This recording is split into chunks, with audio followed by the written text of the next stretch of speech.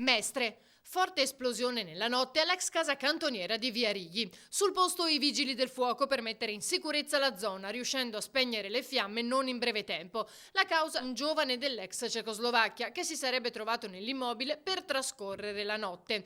Avrebbe però fatto un grosso errore di valutazione, rischiando con la vita per aver acceso una candela vicino ad una bombola del gas, che è scoppiata immediatamente. I danni sarebbero ingenti, soprattutto al primo piano. Il giovane non avrebbe riportato lesioni.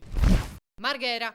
Disperato per la perdita della casa Ater in cui vive con la famiglia, un migrante nigeriano di 32 anni ha perso la testa appiccando un incendio al tappeto della casa. L'appartamento era affidato alla Caritas e all'interno vi alloggiavano dei migranti. Il 32enne ci abitava da oltre un anno, ma avrebbe dovuto abbandonarla già lo scorso marzo, termine del progetto di accoglienza, finché la situazione è degenerata. Subito è scattato l'allarme, sul posto sono giunti i vigili del fuoco che hanno domato le fiamme. L'uomo è stato ricoverato all'ospedale di Mestre, mentre la Caritas si è attivata per cercare un nuovo alloggio alla famiglia. Venezia. 1.000 euro di multa per aver circolato con la nebbia in laguna. È successo a una quindicina tra mototopi e taxi che nei giorni di nebbia fitta non hanno rispettato lo stop imposto alla navigazione dalla Capitaneria di Porto.